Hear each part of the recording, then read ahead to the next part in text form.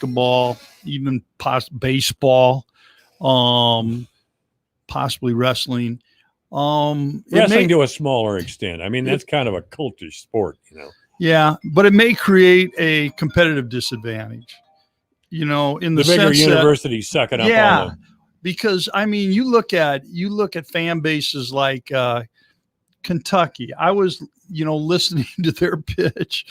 I don't know if it's true or not, but they were pitching a recruit, and they said, "Listen, you're thinking about the G League. Why? You think you can go to the G League? You might make $500,000 or whatever. Do you realize that you come to Big Blue, you come to Kentucky with name, image, and likeness, you'll make that and more." Mm-hmm. You know, and I mean, I think some of these universities like that can actually, that have the huge money behind them. And it's just, even if you look at, if you're tweeting and you have so many followers, and then you have paid advertisers for the number of tweets you get, and you're going to Kentucky, I mean, all of a sudden you got 1 million followers, you know, because you're a Kentucky athlete now. So I think on the major sports, it'll be interesting. Now, how more so, you know, I think like in the small, like basketball, I can see basketball really being the sport that, because you're talking about, you know, 5 to 10, 13 guys on scholarship at any one time. You know what I'm saying? So football, you got a lot of scholar athletes. You'll get a couple players that may really get preferred. How that affects their teammates will also be interesting. That's right. Chemistry, because somebody it's going to be a big change. Yeah, it really is. And how the universities all handle this. You know, there are certain schools that are way out in front of this, and other schools that are just starting to get up to speed.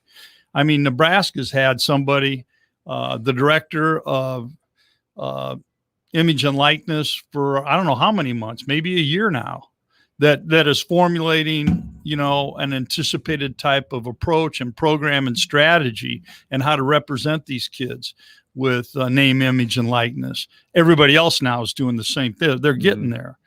But of course, we don't even know what the state laws are going to be like, and whether there's going to be a one type of provision from the NCAA or otherwise that controls the whole thing. I think it's all up for grabs right now. It's going to be horrible. I want to the cheating. Well, there won't be any cheating anymore. I mean, we can't have that. Everything's legal. Well, no, everything goes now. There's some truth to that, though. I mean, before it was always the boosters were the ones you were trying to rein in and prevent them from giving money to athletes. Right. And they used to do it all kind. I remember when I was going to law school, they'd come up to Nebraska, about 6 players to the law office I was working at every Friday, give their tickets to a big booster, and he'd just start passing out money. And I mean, lots of money. that was the worst kept secret in the United States. I mean, come on, Ohio State. We don't even want to talk Urban Meyer down in Florida. I mean, and Tom Osborne at Nebraska. Speaking of Nebraska, and I don't want to, you know, we can come back to this, but Scott Frost has been talking all month about the transfer portal. Now, I'm not a big fan of Scott Frost, and he's been complaining that Luke McCaffrey came to Nebraska. I don't know if he played. He didn't name him. Yeah, but that's who he was talking. Well, that's what everybody. That's how everybody took it. Well, McCaffrey went to including the family. Right. Yeah, that's right. They were very offended. And of course, Frost never denied it, because how could he really? It's a little bit hypocritical of Frost, since he started at Stanford, then went to Nebraska. Transferred. Transferred back in the 90s. So I'm not a big Scott Frost or even Nebraska fan. All due respect to Jill Mulholland, who's a nice girl who grew up. Oh, you won't offend her. I'm worried. She's been listening to me now for over 40 years.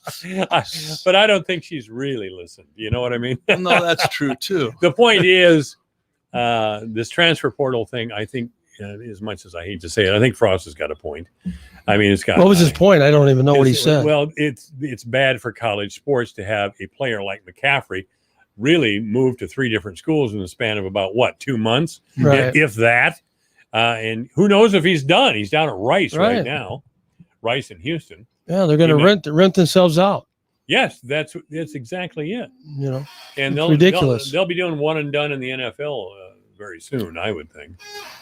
Could be, but yeah, it's the money thing though is, I think it's going to destroy amateur athletics. And I'll tell you, you're talking about the Olympic sports, they're going to be gone. I mean, the money's going to be sucked up, I think. By what? Well, I just think the way things are going is that they're going to focus on the big programs only, and I know that the money's coming from the boosters and not from the athletic department. But what's going to happen is the boosters that used to support the athletic department are now going to be giving the money to the athletes. And so I think you're going to see less money coming into the athletic department through the I Club or whatever you call it, Blue Jay Club at Creighton or whatever they call it, because those donors are saying, hey, I'm giving 100,000 to this guy over here, and what's going to happen is the coaches are going to go to the donors and say, hey, can you give this guy $100,000? We're trying to get him away from Kentucky, and they've offered him $100,000 in endorsements. What can you do here for us? And I don't think so, because they'll be able to run that through their business. And I also think they are still going to be engaged. They still want to have a successful team or program.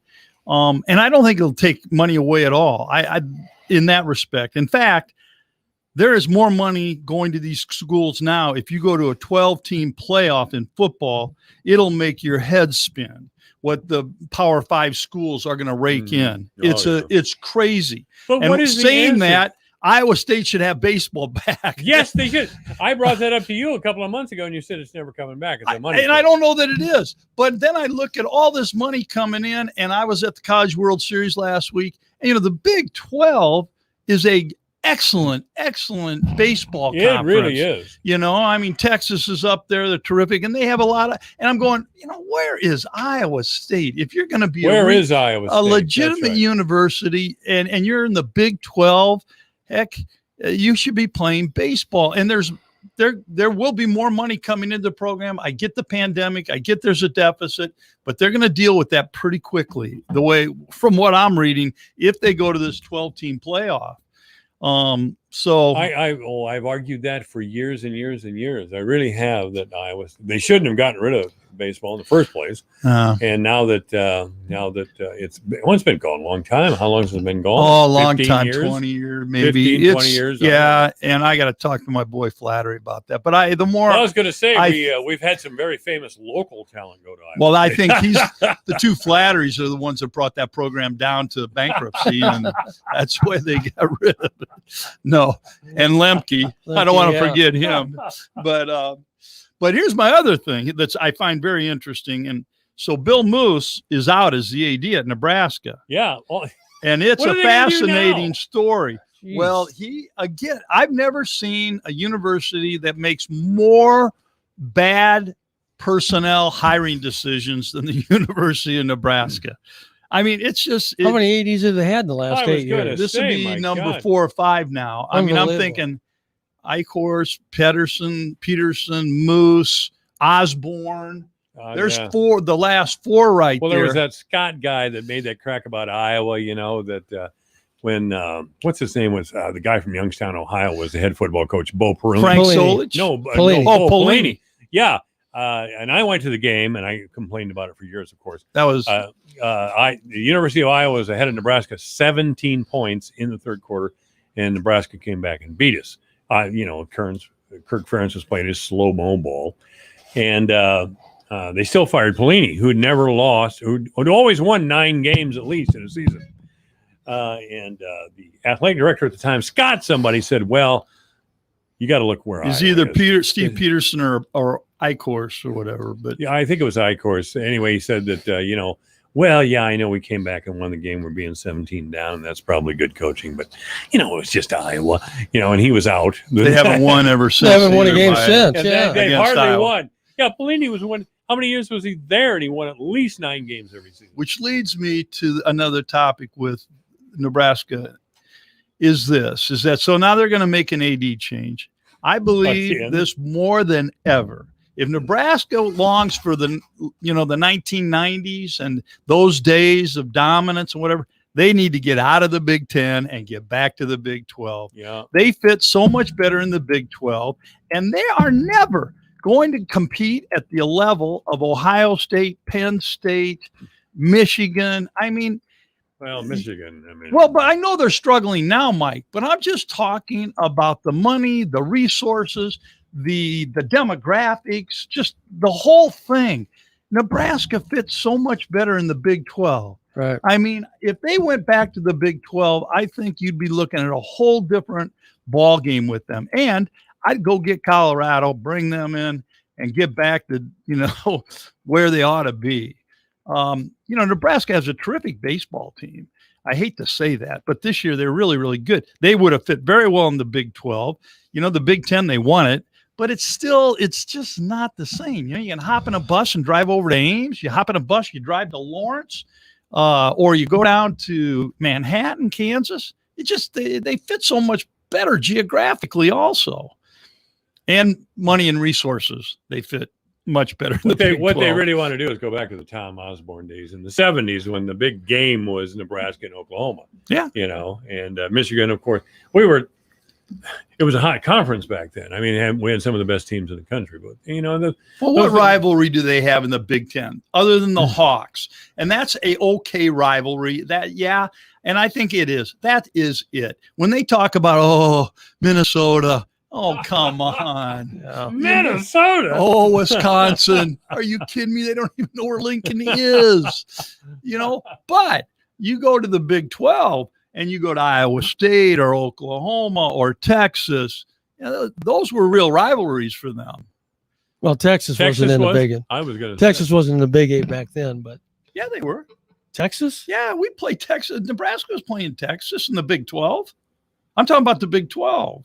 Not the Big 8. Well, aren't we going back to the Big 8 days, though? Well, I'm talking about when Nebraska left, Texas was in. That was the whole issue. Yeah, they left because Texas came in. Well, no, they left because they were sick of Texas. They felt Texas was swinging the big stick all the time and got all the respect, and they felt they were on the same level as Texas when it came to influence and what have you. They weren't. Texas wanted their own network, right? Texas Longhorn Network. Right. That was the type of thing that would drive Nebraska crazy. That's one of the main reasons they left, because they were Texas. I got to say this properly. Redheaded stepchild. We'll call it that, right? As opposed to another word I could think of. Well, but yeah, Texas was there. But anyway. Surprisingly enough, Sean Eichhorst, who did get fired after 5 years in Nebraska, did have a pretty good winning percentage. However, the only major sports team that improved while he was athletic director was baseball. And you mentioned that Nebraska has had a strong program. Well, just recently, they got, they had Darren Erstead was the coach, and they didn't do very well under Erstead. And they basically, he resigned voluntarily, and then they hired this Holt from Texas A&M, an old assistant coach at Nebraska, and he has done a very good job. I'm sorry to say. One of these days, I got to find out why the University of Michigan wouldn't take Kirk Ferentz when Lloyd Carr resigned. The president of University of Michigan, who was previously president Coleman? of the University of Iowa. no. No, Marianne Coleman. Was it Coleman? Yeah, I think so. Okay, well, Or she, Mary hat Sue lady. Coleman. anyway, the nominating committee came to her with a list of names to replace Lloyd Carr, and one of them was Kirk Ferentz, and she said, get him off the list. And she wouldn't do it. She wouldn't, and she never disclosed the reasons why. But she was very firm that she didn't want to talk any further about Kirk Ferentz, who at the time had a pretty good winning percentage and was a solid coach. And I guess some universities Still is and still does. Yes, I know. Well, he makes plenty of money. I don't think they'd ever take another coach from the same conference. That's what I was wondering. Well, this was how many years ago, though, that Lloyd Carr resigned? This is probably 90s, wasn't it? Was it in the 90s? I thought it was after. Well, it couldn't that. be. I mean, Ferentz took over at Iowa in '99, I think it was. No, 91, didn't he? No. Isn't that when not Kirk, but Hayden Fry retired? I don't think it was that long ago. I don't know. Nevin's going to tell us here in a minute, but we're gonna take a break here, ladies and gentlemen. We're talking sports with Nevin Mulholland and Randy Coleman. This is AM 1400 KVFD, the voice of Fort Dodge. Michael Devine, Nevin Mulholland, and Randy Coleman talking sports at AM 1400 KVFD. That's right. It's 4:28. We're going to have the obituaries in the news.